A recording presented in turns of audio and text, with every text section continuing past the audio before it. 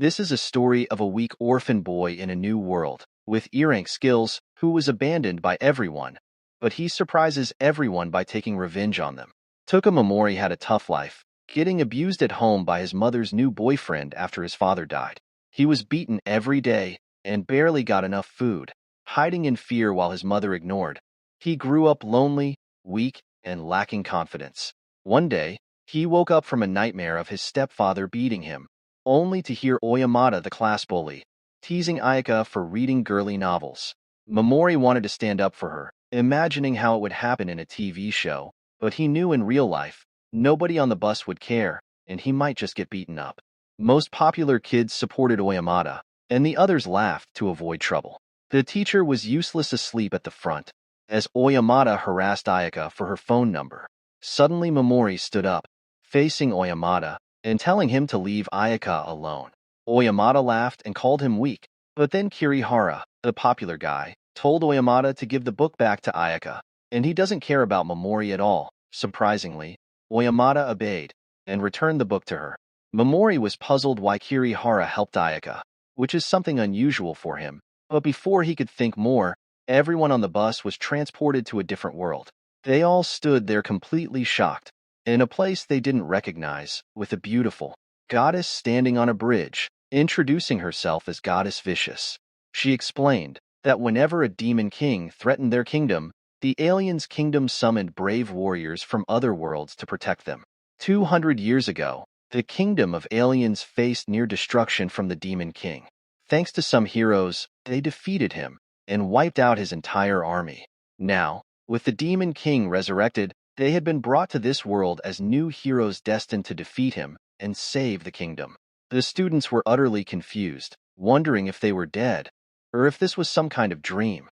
Their teacher quieted them down and instructed them to listen to what the goddess had to say. Momori looked around at the ancient architecture, the soldiers in armor holding spears, and the goddess with her golden eyes, then pinched himself to check whether if he was dreaming or not. Kirihara spoke up, asking the goddess what would happen if they refused to cooperate. Vicious smiled and explained that she wouldn't be able to send them back to their world. Kirihara asked if there was any way to return, and Vicious replied that a reverse summoning ritual could send them back, but they needed to kill the Demon King to obtain a special item called the Evil Element, which would be dropped upon his defeat. Oyamata yelled at Vicious for bringing them to a new world without their consent and refused to help. Vicious knelt down and pleaded with them to save her kingdom from destruction. Ayaka voiced their doubts, saying they were just humans who couldn't do much. Vicious reassured them, promising they possessed abilities they hadn't yet discovered. Oyamata still thought it was all a joke, so Vicious decided to prove it with a prisoner of war and a giant demon dog. She released the giant demon dog, which immediately attacked and killed the prisoner. Some of the girls were horrified and fell to their knees, while Vicious chanted a spell that engulfed the monster in flames, completely destroying it. She then called the students forward to measure their hidden abilities. After some students were tested, Oyamata approached the crystal, and as soon as he touched it, it glowed bright red. The goddess smiled and said he had A-rank skills. Next, Kirihara stepped up, but when he touched the crystal, it glowed bright gold before exploding. After him, Ayaka went forward and also turned out to be S-rank just like Kirihara. As more students tried, another girl also revealed to be S-rank. Vicious explained that having even one S-rank individual was very rare, but having 3 was extraordinary. Finally, Momori approached the crystal, but when he touched it, it glowed dim purple. The goddess didn't pay much attention and moved on to the next person. Momori tried to ask the goddess, but she ignored him completely. He walked away, realizing that even in this world, he was destined to be a background character. After that, Yasu goes up to the crystal and discovers a special dark ability within him, similar to a powerful hero from the past, who became the strongest. Finally, everyone checks their stats, as the goddess explains that each person has a unique ability. Then, she calls Momori to the front, and a guard pushes him forward immediately. She sends him down into a dark pit, the lowest rank in their group. Historically, those with E-rank skills have caused trouble and are often put to death. But this time, With so many amazing heroes around, she gives Momori a chance to save his life. He will be sent to the abandoned ruins, a distant dungeon where criminals and monsters are sent. She tells him that if he survives, they will leave him alone and let him live. Otherwise, it's the end of the road for him. He tries to argue, but the goddess tells him that he's in the failure and abnormal category, meaning his stats are so low that no amount of training can improve them. He gets angry and tells her that he didn't choose to come here. He was summoned against his will, and now they're discarding him. Kirihara interrupts, saying he's wasting everyone's time, especially since the girls are tired. Everyone agrees with Kirihara, and Momori sinks to the ground, feeling defeated. When Yasu approaches him, the goddess apologizes, saying she didn't mean to hurt him. Yasu, however, rebuffs Momori, reminding him that as an ear-anchor, he should show more respect to his superiors. Momori loses all hope as the goddess starts the ritual, and tosses him a leather bag as his special item, which turns out to be completely useless. Ayaka tries to defend Momori, saying it's unfair to him, and he is also a part of our class, but Goddess shuts her down. Frustrated, he raises his arm and uses his E-ranked skill paralysis, but the Goddess easily stops that. Kirihara also casts a spell, conjuring a huge fireball, explaining it was just a small demonstration of mana use. Everyone laughs at the vast difference in power between Momori and themselves. Momori bows his head, tears streaming down from his cheeks. He remembers how he used to cry when he was younger. Suddenly, something inside him urges Momori to stop pretending to be good and show his true nature, the feelings he's suppressed for so long. He looks up with eyes filled with anger and tells the goddess that she's wicked, warning her to watch out if he survives. Immediately, he finds himself in a dark cave. He tries to check his status, but struggles due to the dim light. Then he put some mana into the leather bag, and the gem started glowing. He used it like a lantern while walking through the cave. Suddenly, he saw skeletons under his feet and got scared. He wondered what had killed so many people. Then suddenly a monster attacked him. He narrowly dodged it and ran away. The monster chased him as he ran with all his strength. He thought about fighting back, but he knew that the monster was too powerful. Fear overwhelmed him, and he started crying. He felt a terrible feeling and fell down. As he looked back, he saw the monster ready to kill him. Frustration and fear took over. Just as the monster was about to strike, he tried a last-ditch effort and cast a paralysis spell that petrified the monster. He quickly got up and ran to the end of the cave. There, another bird demon approached him, clearly intending to kill him. Momori lifted his head and cast the paralysis spell again, freezing the enemy once more. He realized it wasn't just luck. His spell actually worked. Feeling tired, he checked his stats and saw his mana was almost gone. Knowing he had one more MP left, he tried a poison spell on the monster. It worked well, making the demon turn black and bleed. Sitting on the cave floor, Momori wondered why his spells were so effective against these demons. Suddenly, he heard something behind him. He turned and saw that the Minotaur monster had broken free from the spell, ready to strike him down. Instead of running away, all the anger from those who had mistreated him surged through Momori. Even though he was completely depleted, he raised his arms towards the demon. Determined to fight for his life from now on, he challenged the demon to face him, unsure if he would survive this time or not. Momori remembers how the goddess had treated him badly, his tough childhood, and all the times he had been betrayed. Through gritted teeth, he promised himself, "I won't die here. I'll survive. I'll make them all regret mocking me." Momori realizes that he had used up all his mana on the goddess, the Minotaur, and the bird demon, and twice on a light gem. Now, he had no mana left except his own inner strength. He worried if he used too much, he wouldn't have enough left to escape the ruins. When he tried to use paralysis again, a message said he couldn't use the same skill twice in a row on the same target. Unsure what to do, he put the Minotaur monster to sleep and then used poison. Each spell he casts made him more tired. With more bird demon coming toward him, he knew he had to give everything he had. He wondered if he would run out of strength before he could defeat them all. Casting paralysis over and over, Momori started to feel himself losing consciousness. As more monsters came, Momori was reaching his limit. Just when it seemed too much, one of the bird demons he poisoned earlier finally fell. He got a huge level up and his mana instantly refreshed. With a grin, Momori realized that he could now handle them all. Using Paralyze on the charging Minotaur, he knew he had the upper hand. With each successful use of Paralyze, his skill improved, now allowing him to freeze multiple enemies at once. He hadn't failed to afflict any monster, except the goddess. Moving swiftly, he poisoned all the paralyzed monsters, leveling up that skill too. Momori had turned the situation into an leveling ground for him. Checking his status screen, he saw his level multiplying his base stats, giving him an extraordinary amount of mana. As more monsters fell, his stats continued to grow. The entire floor was being cleared out, and Momori's level was rising rapidly. As Momori goes deeper into the ruins, he also improved his ability to put monsters to sleep. Feeling more confident about surviving and getting revenge, he prepared to confront the next group of monsters. Just as he was about to face them, the creatures suddenly trembled in fear and ran away. Searching around, he found a skeleton and gathered what he could, silently praying. Up ahead, powerful monsters guarded their territory among many dead bodies. Hungry and desperate, Momori hesitated, wishing for food. Remembering the monsters he defeated, he reluctantly turned back, his stomach growling. Trying to eat from a minotaur, he found its armor too tough. He focused on its eye, despite the acid, but when he took a bite, he spat it out. It was inedible.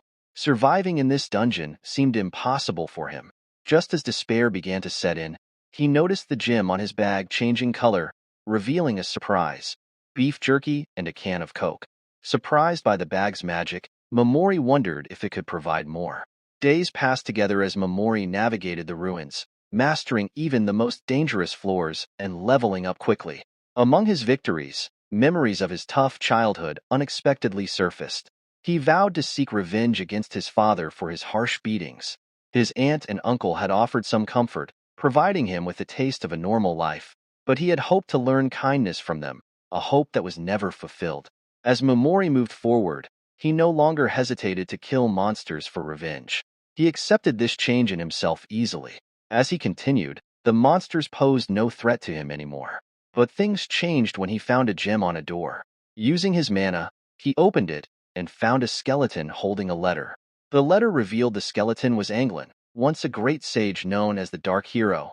The goddess had mentioned him, saying his aura resembled Yasu's. In the letter, Anglin explained how the goddess had sent him to these ruins when she no longer needed him. His final words advised anyone who found the letter to take his belongings, if they wanted to escape alive. Momori found it ironic how the goddess had summoned them to destroy the evil of the demon lord, yet she seemed more evil herself. He had no plans to save this world. To him, they were all evil forces. In Anglin's bag, Momori found a book containing knowledge of forbidden arts, including recipes for medicine and magic tools, and scrolls of forbidden spells he couldn't understand. Suddenly, he found a bloody page with a warning about the Soul Eater. As Momori searched for an exit to the surface, he realized he needed something specific to open a door. Even the Dark Hero, considered the strongest, couldn't defeat the Soul Eater. Momori had leveled up as much as he could. Turning a corner, he came face to face with a pale creature, with a gem on its forehead called Soul Eater. Momori tried to use Paralyze, but the Soul Eater hit him with a beam first. Recognizing the danger, Momori considered leveling up more. Suddenly, the walls behind Momori burst open, and the Soul Eater approached him without attacking. Instead, it spat out some type of pink substance like slime, and summoned defeated adventurers, finding Momori reactions amusing. Breaking through another wall, it laughed with its eyes wide open. Momori tried to paralyze the pink substance warriors, but couldn't bring himself to use poison because it looked too much like humans. Overwhelmed, Momori started crying, realizing that the Soul Eater was feeding on his fear. It enjoyed seeing him helpless. As the warriors surrounded him, Momori begged for rescue, pretending to be desperate, but it was all an act. He secretly paralyzed the Soul Eater, waiting for the moment it let its guard down, thinking it had won. His acting seemed real, because he had played the innocent boy for years, in front of everyone. Momori used poison, slowly destroying the Soul Eater's monstrous face. As the Soul Eater perished, the souls of the fallen adventurers were released, praising Momori for his bravery and thanking him for freeing them. The Dark Hero asked Momori to take care of the goddess Vicious. That had been Momori's plan all along, to make the evil goddess pay. Inserting the crystal into the door, it finally opened. After a long time trapped in the dungeon, Momori finally saw the light and escaped. While the rest of the class is busy, trying to complete the goddess's tasks of killing monsters, Kirihara goes ahead and levels up to 18, and Yasu is having a great time. Meanwhile, Kabato is struggling to defeat even one monster. That's when Asagi steps in. She thinks that because of their different abilities and personal egos, they might split into groups soon, and she wants Kabato to join hers. Asagi tells her that if she can't contribute with her skills, she might as well be a monster herself. As an act of kindness, Asagi's followers capture a monster and forces Kabato to defeat it to pass the goddess's test, so she doesn't end up like Momori in the disposal ruins. Kabato feels sorry for the monster, and tears start welling up in her eyes. This reminds her of the time when Momori saved an injured cat, making her regret not being able to help Momori when he was abandoned. Meanwhile, Ayaka finally wakes up after being knocked out by Goddess. She quickly goes to the goddess, who pretends to feel sorry for her and Momori, saying that abandoning Momori was Kingdom's policy, and it was beyond her control. The goddess then explains the task of defeating monsters, mentioning that many heroes have already refused, resulting in their disqualification and are forced to leave the kingdom. She says it's a way to eliminate the weak. Ayaka, upset by the goddess's methods, shows her disapproval, but the goddess remains unaffected, telling her to accept it. Determined, Ayaka suggests taking on the responsibilities of those considered useless, offering to work for their place, and requesting to let them to stay. The goddess finds this idea interesting and suggests shaking hands as a sign of goodwill and an apology for treating her badly earlier. Ayaka shakes hands with the goddess, later noticing how cold her touch was. Meanwhile, there was a girl near Momori's ruins, running from a group of mercenaries called the Holy Watchers.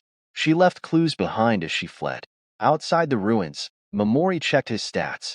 He had reached level 1789 as an ear anchor, a big achievement. He discovered he could now cure paralysis and make his poison less deadly. Excited to try these new abilities, he goes deeper into the woods and saw some slimes attacking a smaller one.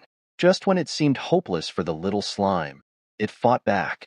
Momori intervened, paralyzing all the bigger slimes. Intrigued by his newfound powers, he let the larger slimes go and reassured the small one, promising not to harm it. Impressed by its courage, he lifted the paralysis, and the little slime timidly followed him. Feeling a connection as both were outcasts, Momori felt reassured, knowing someone had his back. In a book from England, Momori found a spell to empower monsters. Before using it, he explained to the slime that he was on a journey for revenge. The slime vowed to stay with him no matter what. Meanwhile, the girl in the woods, chased by mercenaries, tried to escape. With no other option, she decided to confront them, drawing her sword and preparing a spell to boost her strength. But before she could act, the mercenaries found Momori. Momori pretended to be scared of them. He begged for mercy as they threatened him, and spoke of breaking the girl's spirit. Irritated by their arrogance, Momori decided to step in. With a trembling voice and raised hand, he begged for mercy, but the mercenaries remained unmoved. They already decided to kill him. Momori quickly cast Paralyze, silencing them instantly. He then used poison to deal with the mercenaries. Sensing another presence nearby, the girl, who had run away from the mercenaries, was scared. She slashed through the bushes, only to find it was a diversion, as Momori paralyzed her from behind. Once immobilized, Momori introduced himself as an outsider and asked if the mercenaries were her companions. After releasing her from paralysis, she admitted they were hunting her, and was amazed to hear that Momori had already dealt with them. Sensing no harm from her, Momori seized the chance to ask about their location and other details. He also inquired if she could read in forbidden script he found. She recognized it but couldn't read it herself, mentioning a witch skilled in forbidden magic who might help. She tells that the witch has been exiled from her homeland and now lived in Golden Demon Zone in Middle Continent. Grateful that Momori saved her, she offered to repay him, but he declined, saying they were even and suggested parting ways. As he prepared to leave, Slime caught up with Momori. Momori explained he only killed according to his own rules and asked his partner to keep watch in case the girl followed him. Meanwhile, in the city, there was a large bounty on the half-elf Princess Syras, the girl Momori just met. Momori soon reaches a small town named Mills. A female knight on duty there is quite curious about his business. She thinks he's a simple country guy who came here to be a mercenary and explore some ruins. Despite her suspicions, she lets him in because the town lord has ordered all mercenaries to be allowed, especially those aiming to raid the ruins. Momori thanks her and heads inside, noticing that the security is pretty loose. They didn't even check his bags or ask for any ID, which works to his advantage. He arrives at an inn, where an old man runs the place. The man is unfriendly at first, but as soon as Momori shows him a silver coin, he starts acting like a personal servant. The old man asks for his name, and Momori gives a fake one, Hades Skull. That night, Momori takes a walk around the town. It's peaceful, though there are many outsiders and mercenaries. After gathering all the information he can, Momori returns to the inn and eats dinner. He pretends the food is delicious, even though he doesn't actually like it. He listens carefully to some drunk men at a nearby table, hoping to pick up some useful information. They're talking about the strongest knight orders on the continent. They concludes that the most powerful knight order is the Black Dragon Knights. They even burned down the Holy Kingdom of Nia in record time. The men are all excited about the Black Dragon Knights, especially praising their top hero killer. After hearing enough, Momori leaves the inn, taking some food for his pet slime, Pigamaru. While Pigamaru enjoys the rice, Momori starts planning his next move. He decides his first task is to find someone who can read the forbidden magic spell for him. He remembers the girl from the forest, telling him to meet the Forbidden Witch in the Golden Demon Zone. Before that, he plans to use a strengthening agent to make Pigamaru stronger. Suddenly, he remembers the drunk man who was talking about a newly discovered layer of ruins in their area, which has attracted mercenaries and made the town lively.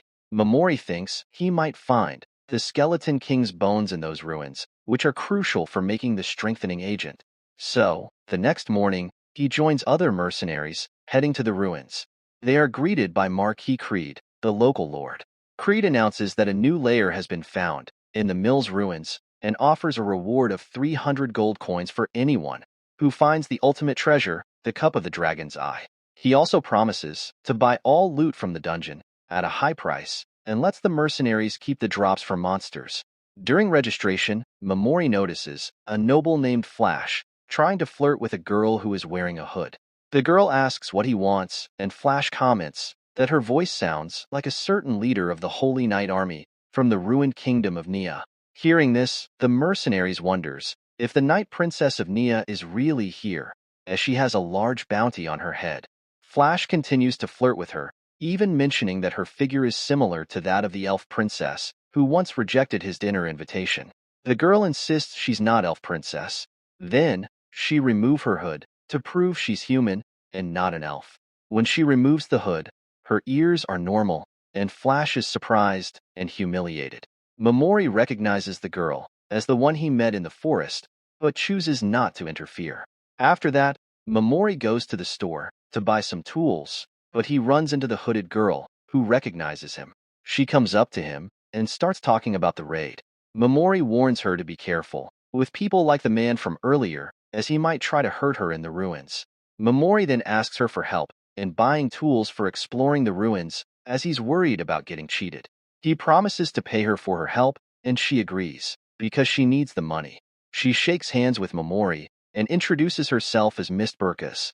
Momori realizes that it's a fake name. He tells her his name is Hades Skull, but admits that he's using a fake name for similar reasons. Mist helps Momori buy good equipment, and he gives her 3 silver coins for her advice, which is more than what she expected. She thanks him and starts to leave, but suddenly collapses from exhaustion. Momori sees the dark circles under her eyes as he helps her, but Mist says she just needs some rest and leaves. The next day, Momori goes into the Mills ruins and quickly sees some mercenaries running away from a demon, which is a younger version of the minotaurs he fought before. He paralyzes and poisons the demon, then finishes it off with his short sword. The mercenaries call their senior to deal with the demon and are shocked to see it defeated with just one stab of a short sword. Mamori continues into the ruins. He finds that the demons there are no match for him. As he's exploring, he overhears a man named Flash talking to mercenaries. Flash wants them to help him kill Miss Burkas because he can't stand anyone who humiliates him. He plans to torture her first and then feed her to the demons. Mamori is annoyed by Flash's plans and decides to come out of hiding to deal with them. Flash and his men were about to kill Mamori. Mamori tried to calm them by apologizing and promising to keep their secrets, but Flash wanted him dead. As Flash attacked, Mamori paralyzed him and his men. He then poisoned them and feels good about removing such scum. Mamori walked away, and Flash cursed him, promising he'll take revenge one day. But Mamori had left them alive because strong demons were coming. The demons arrived and ate Flash and his men. Mamori then went deeper into the ruins, taking a nap, with Pigamarv keeping watch. When he woke up, he kept moving and soon met a skilled adventurer group called the Sabertooth Tigers. Their leaders, Lily and Fo, noticed the dead monsters and thought a powerful enemy was nearby.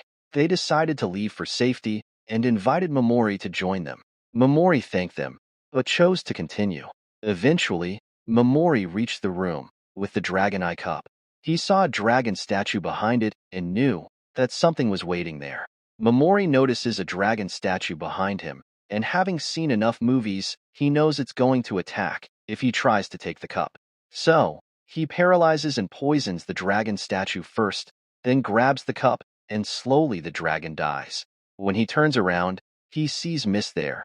She's surprised to see that someone reached the room before her. She mentions that sleeping for a couple of hours cost her the grand prize. To her surprise, Mamori doesn't mind giving the cup to her. Mist is amazed and asks what she should pay for it, but Mamori tells her that she can keep it, as he is after something else. Mist can't accept something worth 300 gold coins for free because it would hurt her honor, but Mamori insists he doesn't need the cup or the money. He then finds a secret passage leading further into the dungeon. He tells Mist that what he wants is deeper inside, and he only used the recruitment offer to get this far. Mist then offers to be his bodyguard to the next floor as a way to pay him back for the cup. She insists that she will be useful, and after some thought Mamori agrees. He sets two conditions. First, she won't interfere in his personal matters, and second, he can't promise that they'll get out of the ruins quickly. Mist immediately agrees and vows to protect him with her life. They run into a creepy plant monster with golden eyes, and Mist quickly defeats it with her sword. Mamori claps and asks about the golden-eyed demons. Mist says these demons give lots of experience points and help heroes from other worlds level up faster. She adds that these heroes can't gain experience from killing humans, so they need to kill demons. Mist also explains that the Demon King's special magic turns normal creatures into golden-eyed demons, making them stronger and fiercer. This makes Mamori think of Kirihara, the golden hero, and he worries that his power might be connected. They reach a resting spot, and Mist senses a nearby monster. Mamori realizes it's Pigamaru, so he brings out the slime and introduces it to Mist. They quickly become friends. Mamori asks Mist to take a short nap, and she agrees. While she's lying down, Pigamaru starts dancing, distracting Mist. Mamori then uses his skills to put Mist to sleep. To his surprise, Mist glows and turns back into her real form, an elf. Mamori always had a hunch, but now knows that Mist is Syraz Ashrain, the Princess Knight of the Holy Kingdom of Nia. Meanwhile, the leader of the Black Dragon Knights, who saw the destruction Mamori caused, thinks Mist defeated the bandits alone. He looks forward to fighting her next time they meet. The next day, Mist wakes up, and her transformation skill makes her look like a normal human. She panics, thinking Mamori might have seen her in real form, but feels relieved when she sees him, still sleeping on the floor. Pigamaru comes up and starts squeaking, which makes Mamori stop pretending to be asleep. They start their journey into the dungeon. Suddenly, the whole floor starts shaking, and they decide to run. Out of nowhere, a giant monster breaks through the wall next to them. Mist recognizes it as the Skeleton King. Mamori realizes that it's the boss monster of this dungeon, because it's much stronger than any demon they've faced before. Mist knows that the strange bone under its chin is its weak point, and they need to hit it to win. She thinks regular mercenaries can't defeat the Skeleton King, but believes they might stand a chance together. The Skeleton King seems to see Mist as a bigger threat than Momori. Mist starts activating her power and tells Momori that she needs to use it to defeat the boss monster, but she wants to keep it a secret. She asks him to keep her secret as special armor appears on her body. The Skeleton King begins charging an energy blast, and Mist tells Momori to run if she can't defeat it. But Momori takes action first by paralyzing the boss monster with his skill. Mist is confused, but as Momori casts a poison spell, she realizes he's the same man she met in the forest. Soon, the Skeleton King dies from the poison. Momori collects the bones needed for the strengthening potion. He notices Mist's curious look and promises to answer her questions once they get back to the surface. They start heading back, and Piggymaru alerts Momori about something inside the Skeleton King's body. Momori searches and finds a small bundle in the demon's chest cavity. As soon as he takes it, it starts to glow and a strange symbol appears. When he opens it, he finds a strange egg. Piggymaru seems eager to have it, so Momori decides to carry it with him. Meanwhile, Momori's classmates are in trouble. Some students are running from skeleton knights. A girl with a severed arm is crying on the ground. Her friend tries to help, but they're attacked by monsters. Everyone manages to escape. Ayaka tries to stop the monsters while protecting her classmates, but is saved when Oyamada and Kirihara defeat them quickly. Kirihara doesn't worry about his classmates, and Ayaka has to protect them. Kirihara, proud of his power, says that he is now level 24. Back in the dungeon, Momori and Mist come to the surface. Mist shows the Dragon Eye cup to the guards, which grabs everyone's attention. While everyone is focused on the cup, Momori quietly leaves. Mist follows and tells him that she will get her reward from the Lord the next day. Momori asks if she is free until then. When she says yes, he invites her to his room that night to talk. Mist agrees and thanks him by holding his hand. That night, Momori is making a potion when Mist arrives. Momori wants to hire her as his escort for his journey. Even though she will get a reward from the cup, he still wants to hire her. He mentions the cup to make her feel obligated, though he doesn't like doing that. Momori shows her a map and says he wants to go to the Golden Demon Zone to meet the Forbidden Witch. He needs someone skilled to help him, and Mist is the only one he trusts. Mist is unsure about going to the dangerous area. Momori tells her that she can think about it. He then calls her by her real name, Cyrus, and she answers by mistake. She realizes that she's been tricked. Momori apologizes, saying he put her to sleep in the dungeon and learned her secret. He promises not to betray her because he needs her. Mist stops hiding and explains that she can use spirits to disguise her real form, but she needs sleep to regain their power. During that time, she returns to her true self. She shows Momori her real form and says she trusts him now. Mist agrees to be his escort, and Momori gives her a blue crystal as payment. Mist is surprised to see it's a blue dragon stone, a rare item worth more than her reward. She refuses to keep it, but Momori insists, saying she can throw it away if she doesn't want it. She takes it reluctantly and starts to explain her past and the people hunting her. Momori says that he doesn't care about her past, only her skills and trust matter to him. The next morning, while having breakfast, people at the inn talk badly about them. Momori tells Mist to ignore them and asks what she knows about forbidden spells. Mist tells Momori that Goddess Vicious bans some ancient spells, calling them forbidden spells. Momori thinks that these spells might be dangerous for Goddess. He thanks Mist, and she blushes, because it's the first time he's thanked her directly. Mist leaves to get her reward, and Momori goes to the forest to use the strengthening medicine on Piggymaru, while Mist finds her lonely at a party with rich people. It's late, and she hasn't received her reward yet. The Lord announces a famous magician who will break illusions as a show. Mist worries she might get caught and starts feeling anxious. Momori also starts to suspect something is wrong. Meanwhile, Ayaka visits Goddess Vicious to ask about treating the girl who lost her hand. Vicious says that she healed the girl only because she was a B-rank hero. Vicious then asks Ayaka why she isn't joining Kirihara's group and tries to make her feel selfish for not teaming up with another S-rank hero. Ayaka stands firm and says she can't work with Kirihara right now. Vicious says she'll let the students who failed the first trial train with Ayaka. Ayaka panics and reminds Vicious of their deal, that these students would be left alone if she fought on their behalf. Vicious says she has new orders from the king and must follow them. She tells Ayaka that if she doesn't take the failed students with her, they will be disposed of, just like Momori. Ayaka has no choice but to accept. Momori thinks that Mist might have betrayed them and run away with the prize money, or something bad happened to her. Since betrayal seems unlikely, he goes to find her. On his way, he hears people saying that the girl who lost her hand is the wanted elf princess. They say she ran into the forest, and the Black Dragon Knights are after her. Suddenly, 3 dragons appear in the sky and head towards the forest, where Mist is running. One of the Dragon Knights attacks her. Mist fights back using her spirit magic and enchants her sword to defeat the other 2 knights. She is tired from fighting them, even though they are low-ranking members. Suddenly, a spear flies towards her. Mist blocks it and realizes a dragon charging at her is a decoy. The real threat is a high-ranking Nai, named Gizzen. They clash swords, and Gizzen tells her that she'll die here. Mist can't fight at full strength because of an earlier spell, and Gizzen keeps pushing her back. He says he has orders to kill her, but plans to have some fun first.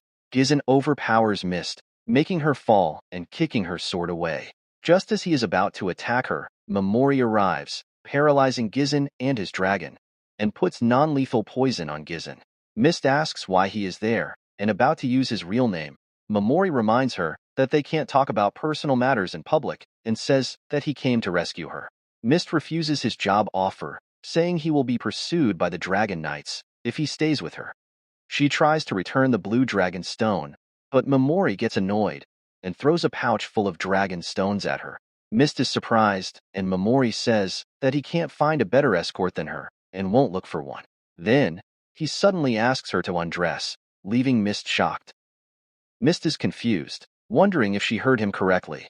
Momori, annoyed by her confusion, explains that Mist's current outfit has made her recognizable, so she needs to change to avoid being spotted. Mist is embarrassed for thinking that he was going to act inappropriately and reminds him that they still need to confirm their agreement. Momori says he has a new plan. She can stay with the exiled witch, who is hard to find. Since he's going to the land of the golden-eyed monsters too, for learning about forbidden spells, so their agreement should still be valid, because they're heading to the same place. Mist asks why he's going so far for her. He says she reminds him of someone. Even though they look and act differently, they have a similar aura.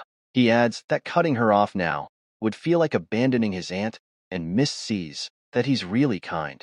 Then, the poison dragon dies, but Momori notices that it didn't help him level up. Next, Momori goes over to Gizzen. He removes the sleep spell and demands to know who sent him to kill Mist. Gizzen, expecting to die, is told by Momori that if he tells the truth, he will be spared, and the poison spell will be lifted. Gizzen is tempted to reveal the secret, just to see the elf princess's reaction. But before he can say anything, Momori senses danger and pulls Mist away, as a huge sword comes down, slashing Gizzen's head off. Momori turns around to see 3 dragon riders, led by a young man with silver hair and fierce red eyes, who introduces himself as Civet, the strongest warrior of humanity. He lands with his companions and announces their unit as the 5 dragon riders. Gizzen used to be part of their group, but since he talked too much, he had to be eliminated. One of the dragon riders has a flashy haircut, while another dresses like Gizzen. Oben then comments that they should use Mist as a ball to throw around before killing her. The king has ordered Mist to be killed on sight. The flashy dragon rider tells Schweitz to be quiet, because the king wants Mist's corpse to look as beautiful as she does alive. Mist is horrified by what they are saying and draws her sword, saying she won't die easily. But the dragon riders don't take her seriously. Civet, the leader, offers her a chance to duel him. If she wins, he'll leave her alone. The dragon riders now focus on Momori, who is more interesting to them than Mist. Momori realizes that Civet is much stronger than anyone he has faced before, feeling his power is far greater than even the Soul Eater. Despite the danger, Momori remains calm and asks Civet if they can talk. Civet asks his name, and Momori gives a fake name, Hattie Skull, which Civet recognizes and finds even more interesting. Schweitz looked confused and asks why Civet cares so much about Mamori.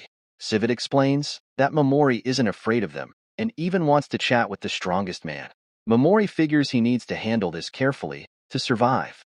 He asks Civet if he just wants to fight the strongest enemies for the thrill. Civet says that's true but admits that only few enemies can challenge him.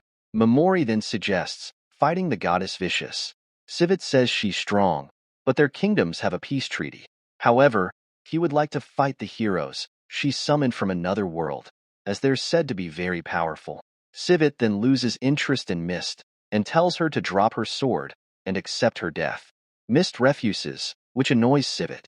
Mamori decides to sweeten the deal and tells Civet that if he wants to fight a strong opponent, he should choose him, as he is a hero from another world. Everyone is shocked to hear this, including Mist, who didn't know about this. Civet laughs, saying that he knew something was different about Mamori.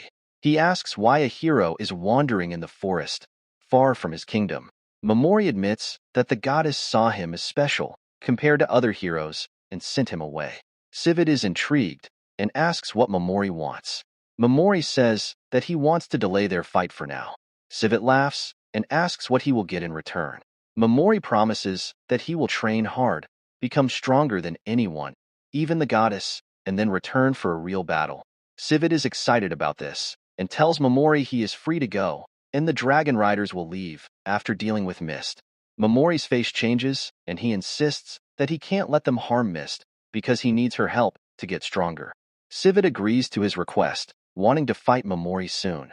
The dragon riders tries to protest, but Civet tells them to be quiet if they wants to stay alive. The dragon riders then take off, with Civet telling Mamori to get strong before his patience runs out. Mamori smiles and waves goodbye, waiting for the right moment. When the dragon riders are in the perfect range, he uses his paralysis spell. Civet realizes that something is wrong, but it's too late.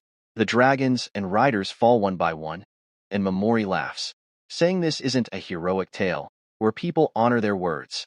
This is the story of Mamori's revenge against the world, and he doesn't care how he gets it. Civet, struggling on the ground, angrily asks what happened to him. Mamori doesn't answer and uses poison on everyone, killing them instantly. But Civet, even poisoned, keeps trying to fight, reminding Mamori of the Soul Eater, who was the only other monster to move while poisoned. Civet, much stronger than others, picks up his lance to throw at Mamori, but collapses from exhaustion. Suddenly, an alarm goes off, and more dragon riders arrive. Civet orders them to keep their distance and kill both Mamori and Mist. But the dragon riders are shocked to see their leader and the strongest riders dead or dying. Mamori tells Mist to run while she can, but she says that she is Mamori's bodyguard and will stay with him. Mamori smiles and uses his new ability to connect with Piggymaru. Piggymaru appears and sends tentacles at the flying dragon riders, while Mamori casts his paralysis spell. Dragons and riders start falling from the sky. Mamori decides to use them as test subjects for his new spells he just gained. He casts the Berserk spell on Oben, who gets angry and starts yelling. Then he blinds Schweitz with a darkness spell, making him struggle to see. Once he's done experimenting, Mamori leaves them to die and paralyzes them one more time to be sure. Mamori realizes everyone is dead, except for Civet, who is still somehow alive. Mamori walks up to him, and Civet takes his last breath and finally dies. Mamori and Mist then walk into the forest, thinking no one will follow them now. Mist warns that the Black Dragon Rider, known as the hero killer, might still be after her. Mamori remembers killing someone like that, surprising Mist, who is amazed at his strength. Elsewhere, Ayaka is checking her stats. She realizes that she still hasn't unlocked her special skill. The other heroes are with her, waiting for the goddess to arrive. Instead, Niantin Kikipad, a follower of the goddess, arrives and tells them that she will be training them, since the goddess is busy. Oyamata, who doesn't like taking orders from someone smaller than him, challenges Niantin to a fight. She easily defeats him, proving her strength. She then tells the group that they will head back to the capital and soon enter the next stage of the war. Meanwhile, in the forest, Mamori is explaining everything that has happened to him to Mist since he arrived in this world. He says that he will use his power to overcome any obstacle in his quest for revenge. Mist reveals that she also has a grudge against the goddess for destroying her nation and offers to help Momori with his revenge. She pledges her loyalty and promises to stay with him through any trouble. Momori promises to repay her. They then start their journey through the forest, not knowing what comes next.